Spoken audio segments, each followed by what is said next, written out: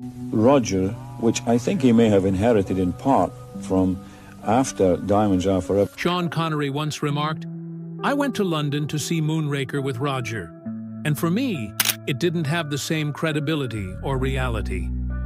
These words shed light on Connery's candid thoughts about Roger Moore's portrayal of James Bond.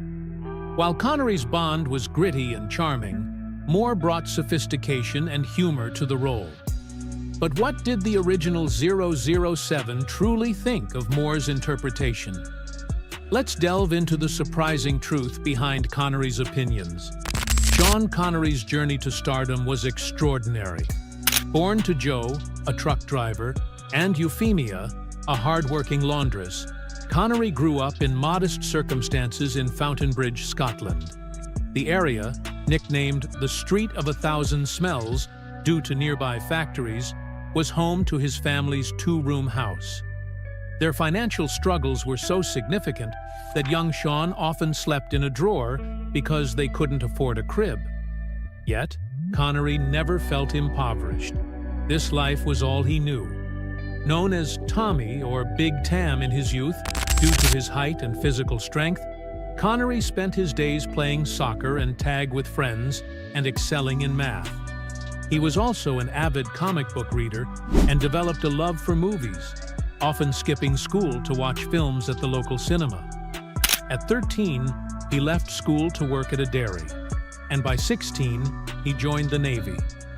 Unfortunately, stomach ulcers cut his naval career short, but Connery's life was just beginning. Back in civilian life, Connery worked various jobs, including shoveling coal and modeling for art students.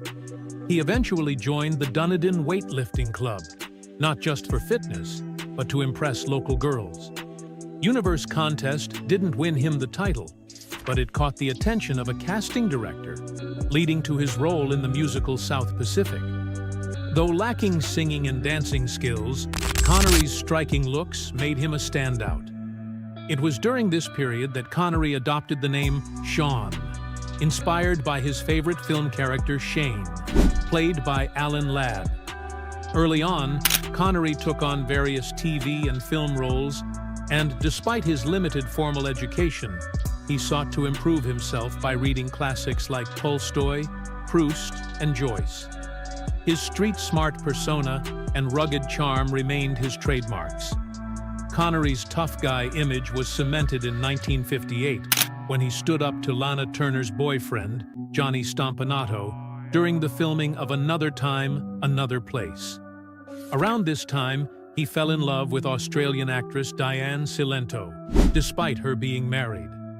When Cilento contracted tuberculosis, Connery stayed by her side, even turning down a role in El Cid to care for her, a decision that didn't hurt his burgeoning career. In 1962, Connery landed the role of James Bond in Dr. No, chosen by producers Harry Saltzman and Albert Cubby Broccoli. The film introduced audiences to the suave, fearless spy, Bond, James Bond.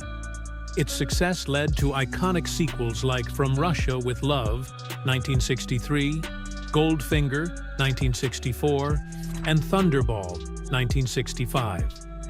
Connery's portrayal, blending charisma with moral ambiguity, became the gold standard for the British spy, even as he discreetly hid his balding under a wig.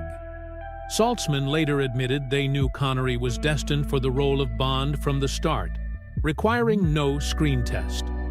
Beyond Bond, Connery showcased his versatility in films like Alfred Hitchcock's Marnie, The Hill, 1965, and The Molly Maguires, 1970.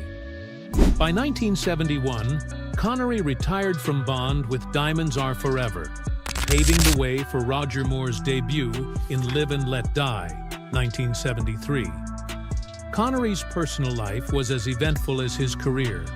He married Diane Cilento in 1962, but their relationship was marred by rumors of abuse, which Connery denied. The couple divorced in 1973. Their shared love for golf became a cornerstone of their relationship, and they married in Gibraltar. Despite stepping back from the limelight, Connery reprised his Bond role in Never Say Never Again, 1983, earning a substantial paycheck far exceeding his $16,000 salary for Dr. Number Connery. However, expressed frustration with Broccoli and Saltzman, whom he accused of stifling his creative freedom. Much of his earnings from the film went to the Scottish International Education Trust, a charity supporting disadvantaged students, a cause close to Connery's heart. Critics often questioned Connery's philanthropy, suspecting political motives. A staunch advocate for Scottish independence, Connery supported the 2014 referendum and donated generously to the Scottish National Party.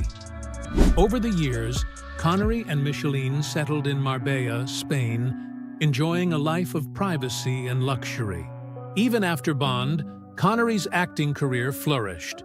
He starred in critically acclaimed films like The Man Who Would Be King, 1975, Highlander, 1986, and The Name of the Rose, 1986, the latter earning him a British Film Academy Award. His role in The Untouchables, 1987, won him an Academy Award for Best Supporting Actor, solidifying his status as a Hollywood legend. Reflecting on Bond's enduring popularity, Connery credited the franchise's mix of action and entertainment. He praised each actor's unique take on Bond, acknowledging that the character belonged as much to the actors as to the fans. When asked about Daniel Craig, Connery seemed genuinely pleased that the current Bond admired his work, recognizing the character's lasting legacy. For Connery, Bond was more than just a role. It was a testament to the power of reinvention and adaptation. While he will always be remembered as one of the greatest Bonds, Connery saw himself as part of a larger tradition, contributing to a legacy that would inspire generations. His reflections on the character emphasized the importance of style, danger, and individuality in keeping Bond alive for decades. What's your take on Connery's legacy as James Bond? Share your thoughts in the comments below, and don't forget to join us for our next story. Thanks for watching, and stay tuned for more.